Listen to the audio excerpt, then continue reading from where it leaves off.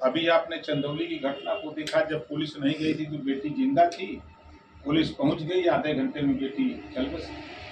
आपने ललितपुर में देखा कि नक्सल भी भक्षक बन गया। अभी अभी एक वीडियो में आते आते देखा हूँ कि एक बेटी की माँ पुलिस की हिरासत में उसकी डेथ हुई। बेटी को बुला करके इंस्पेक्टर कह रहा है कि तुम ये बयान दो कि फांसी लगा के मर गई और वहाँ से लाश यहाँ लाएंगे, नहीं तुमको करंट लगाएंगे, तुमको फर्जी मुकदमे में फंसा देंगे, तुम इस बयान को दो तो हम तुम्हें पैसा देंगे। कि लड़की का बयान अभी हम आपको सुना भी देंगे। वो जो कार्रवाई हुई वो कैसे लगी? देखिए, ये तो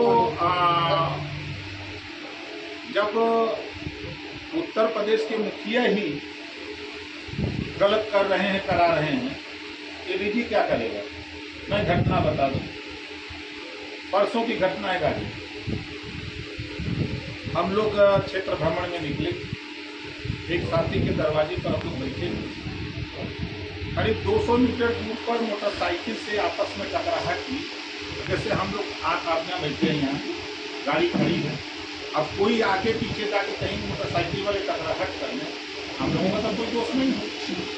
अब मोटरसाइकिल वाला टकराहट किया, उसके बाद वहाँ के भारतीय जनता पार्टी के नेता लाठी डंडे से लैस होकर के आ गए हमारे सामने वाले, तो सुरक्षा कर्मी थे, साथ में 20-25 लोग थे, वो लोग बचा लिए। इसी तरह गाड़ी में बैठा है, लेके लाठी डंडा गाड़ी घेर ली। गाड़ी घेर करके जो है नहीं मार के करेंगे तो फिर किसी तरह भी बचाव करके हम लोग गाँव से बाहर, उनकी बस्ती से बाहर आए।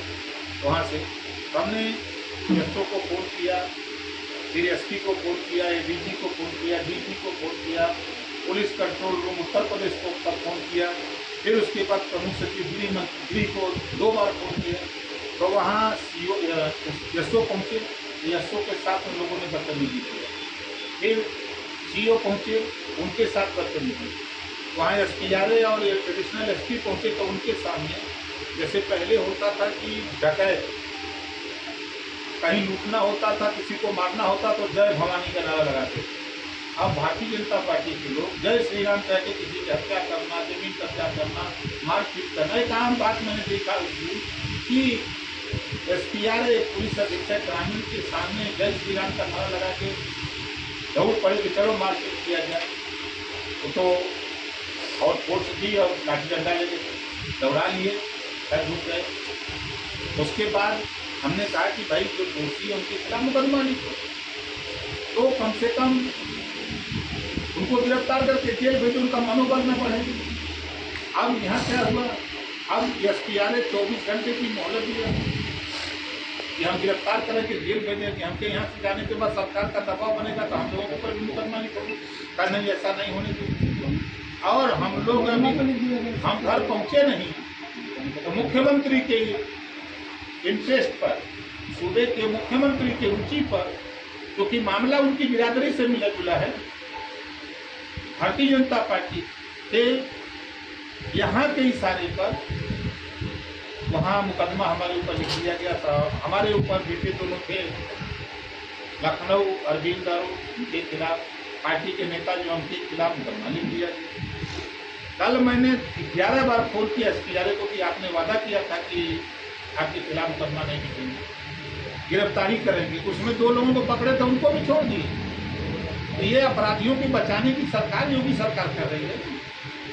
जो अपराधी के खिलाफ लड़ रहा है तो उसी को जेल भेज रहे हैं, उसी में आजम खां है, जितने लोग जेल भेजे जा रहे हैं, यही सब ड्रामा है। आजम की रिहाई नहीं हो पा रही। देखिए, आजम की रिहाई न हो, अगर वो रिहा हो जाएंगे तो बंदूक से गोली निकल जाएगी भारतीय जनता पार्टी। एक आप बोलेंगे फिर आजम खां बाहर आकर के वो अपना आपके सामने, प्रेस के सामने शुरू कर देंगे कि मुझे फर्जी फंसाया गया, मुझे ऐसा किया गया, भारतीय जनता पार्टी मेरे खिलाफ घबरा रही है। तो वो हमसे घबरा रही है कि हमारा जो मुद्दा छीना जाएगा, जो हम हिंदू मुसलमान कर रहे हैं। आज 7 करोड़ आबादी वाला भारत राफेल बना रहा है और 140 करोड़ आबादी वाला भारत मस्जिद के नीचे भगवान की मूर्ति खोज रहा है, तो नौजवान बेरोजगार नहीं होगा। जो 69,000 भर्ती का मामला था, जो भी सरकार ने एक वादा भी किया था, तो वादा अभी तक अधूरा है। देखिए, यही तो मैं कहता हूँ कि दुनिया में एक नंबर झूठ बोलने वाली योगी सरकार है।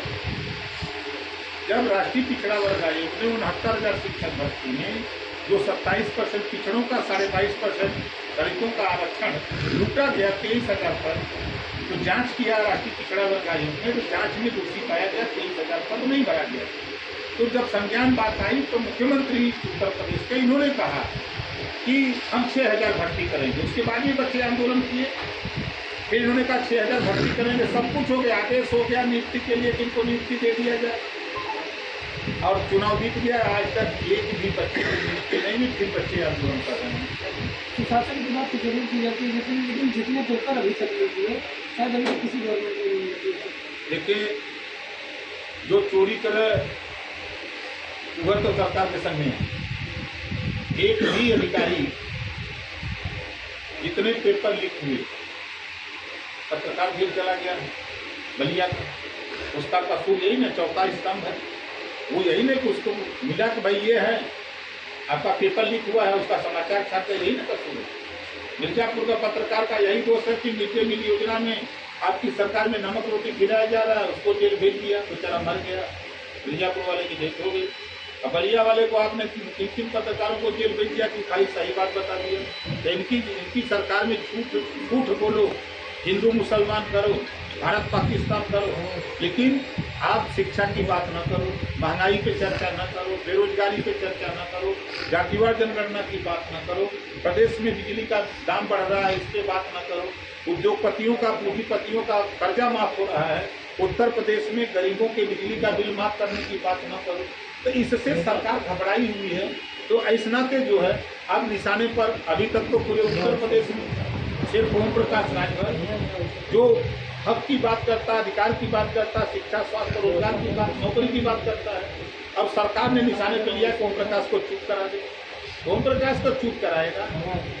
भारतीय जनता पार्टी की औकात है कि हमको चुप कराने। कल चल रहा हूँ, कम से कम 1 लाख लोग जुटेंगे गाजीपुर में, कल धरना देने जा रहा हूँ। वादा खिलाफी जो पुलिस विभाग ने वादा खिलाफी किया है, उस वादा खिलाफी के खिलाफ, और जो जिन लोगों ने जो दोषी हैं उनके खिलाफ जो मुकदमा लिखे, उनकी गिरफ्तारी करो, जेल भेजो, और ओम प्रकाश राजभर के ऊपर मुकदमा लिखे हो।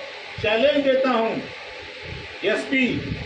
एसपी और डीएम गाजीपुर को, अगर गलत मैं बोलता हूँ, अगर लाठी डंडा से लैस होकर के वो मारपीट करने के लिए, मारने की नीयत से नहीं आए थे, अगर ये गलत हो जाएगा तो विधानसभा की सदस्यता से इस्तीफा दे दूंगा, चुनाव में लड़ूंगा। सरकार ने कहा 6,000 लोगों को नियुक्ति दी जाएगी, तो क्या लग रहा है? ये चुनावी लालीपाप चुनावी लालीपाप दिखाता है। पिछड़े दलित का वोट ले लिया गया, सरकार बन गई, और आज तक एक भी अध्यापक की नियुक्ति, जबकि राष्ट्रीय पिछड़ा वर्ग आयोग की रिपोर्ट पर ही मुख्यमंत्री जी ने एक भी भर्ती नहीं। उत्तर प्रदेश में 1700 थाने, 75 जिले, 18 कमिश्नर। हिस्सेदारी जब देने की बात होती है तो फिर नेताओं के खिलाफ कार्रवाई, कोई इनके अपने हक की बात न हो। बढ़ती हुई महंगाई पे चर्चा न हो इस सरकार में, नौजवान पढ़ लिख करके रोजगार न मिलने से फांसी लगा कर मरा, इस पर चर्चा न। प्रदेश में जातिवार जनगणना पे चर्चा न। प्रदेश में बिजली का आलम कि बिजली का दाम इतना बढ़ा दिया सरकार ने, इस पर कोई चर्चा न करे। प्रदेश में शिक्षा पे कोई बहस न हो। इन तमाम मुद्दों को हटाने के लिए सरकार एक काम कर रही बड़ी, मंदिर और कभी जानवा पिया जाता है, तो कभी ताजमहल आ जा रहा है, तो कभी, लेकिन महंगाई से हर आदमी उस पर चर्चा करने के लिए, उस पर महंगाई कैसे कंट्रोल किया जाए, प्रदेश की हालत जो बनी हुई है, बेरोजगारी कैसे दूर, महंगाई के मुद्दे से भटकाने के लिए इस तरीके की ये चीज़ें छेड़ी जा रही है। बिल्कुल एक न एक मुद्दे से ध्यान भटकाने के लिए सरकार हमेशा आप देखिएगा कि ये हिंदू मुसलमान के अलावा इनके पास बहस करने के लिए आप हम तो देख रहे हैं 60,000 करके बदल दिए, 5 साल वो बीता, 2 महीना इसमें बीत गया दूसरे। एक भी बार हमारे सूबे के मुख्यमंत्री हों चाहे कोई भी भारतीय जनता पार्टी का नेता ये नहीं बोलने को तैयार है कि महंगाई और बेरोजगारी पे चर्चा हो जाए, ये कैसे कंट्रोल करें, ज़्यादा से ज़्यादा लोगों को रोजगार मिले, नौकरी मिले, इस पर चर्चा करने के लिए कोई तैयार है। आजम साहब बोले कि सागाई में जिस तरीके से लोग लगातार केस में चलाया जा रहा है, बिना भी होगा। देखिए, आजम खान के वो साजिश के तहत सरकार ने जेल में रखा है। अभी तो सुप्रीम कोर्ट का हमने कमेंट देखा, सुप्रीम कोर्ट ने सरकार से कमेंट किया हाई कोर्ट में कि लंबे समय तक आप आदेश सुरक्षित रखें, जरूरत पड़ेगी तो मैं उस दखल अंदाजी दूंगा। इस तरह का कमेंट सुप्रीम कोर्ट ने कहा और ये सरकार बिना वजह एक न एक मुकदमे उनके डालती जा रही है, जो फर्जी तरीके से जहाँ हाथ डालना चाहिए वहाँ हाथ डालने की हिम्मत नहीं। खाली क्योंकि आजम खान जो देश में पहले कृषि प्रधान देश था, जाति प्रधान देश, और अलग अलग मजहब के लोग हिंदू मुसलमान कैसे हो और उसके लिए फिट बैठते हैं आजम खान, मुख्तार अंसारी, अतीक, ये 3 आदमी बहुत फिट बैठते हैं कि उन्हीं को ये टारगेट करते हैं, महंगाई को टारगेट नहीं करते, ये बेरोजगारी को टारगेट नहीं करते हैं। भारतीय जनता पार्टी की सरकार में अपराधी बाहर घूम रहा है और पीड़ित परिवार जेल में। घटना हम तो चैलेंज दिए हैं उस घटना पे, वहाँ के एसपी, वहाँ के डीएम जो बयान दे रहे हैं उनकी बयान में 40% सत्ता है।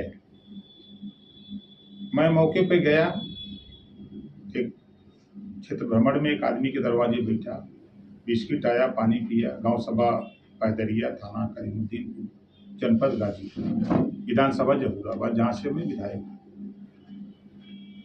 गाड़ी खड़ी थी, इधर से मोटरसाइकिल वाला कोई गया अपना आगे जा कर के। अब हमको अंदाज है कि जहाँ हम बैठे थे वहाँ से करीब 150 मीटर दूरी पर उधर से मोटरसाइकिल आ रही थी, उसी में दोनों अरुझ गए। तो उधर जो ड्राइवर थे तो उन लोगों ने बीच बचाव के लिए खड़ा हुए तो कल बीच बचाव कर दिए। हम लोग पानी पी ही रहे हैं, बिस्कुट खाए, गिलास में पानी पकड़े, तब से लाठी डंडा लिए हुए गाली गुप्ता हमको देते, जान से मारने की धमकी देते हुए आ गए एकदम पास। तो सिक्योरिटी के लोग थे और साथ में भी हमारे 2500 लोग थे। वो लोग, हमने कहा नहीं, कोई कुछ नहीं बोलेगा, चलो निकलो यहाँ से। हम लोग गाड़ी में बैठे, अभी लाठी डंडा लेके आगे गाड़ी घेर लिए। फिर हमने कहा कि देखो किसी तरह यहाँ से निकलो, विवाद अच्छी चीज़ नहीं है। फिर हम लोग आगे निकले तो मैंने सोचा कि इस घटना की जानकारी प्रशासन को दे दें। मैंने एसओ को फ़ोन किया। अब ये सब गाड़ी लाठी लेकर के जगह जगह खड़े हुए कि जाने नहीं देंगे। हमने कहा रोड पर खड़े रहो यहीं सब लोग, कोई कुछ नहीं बोलेगा। एसओ को फ़ोन किया गया तो आधे घंटे बाद एसओ आए, एसओ से रुझ गए। फिर सीओ आए, पुलिस अधीक्षक ग्रामीण एसपी आ रहे, एडिशनल एसपी, उनके सामने की घटना है कि उन लोगों से रुझ गए। अब एक एडिशनल एसपी और एसपीआरएस से रुझ जाना बड़ी बात है। उनके सामने, जैसे कि पहले डाकू लोग नारा लगाते थे, जय भवानी करके लूटते थे, मारते थे, उसी तरह अब भारतीय जनता पार्टी का कल्चर हो गया है कि जय श्री राम कह करके हत्या करना, जय श्री राम करके नारा लाठी गाड़ देना, जय श्री राम कह करके किसी को मार देना, अपने को गर्व समझ रहे हैं। इस तरह का सलूक मतलब जिले के पुलिस अधीक्षक के सामने हो, एक बड़ी ताज्जुब की बात है।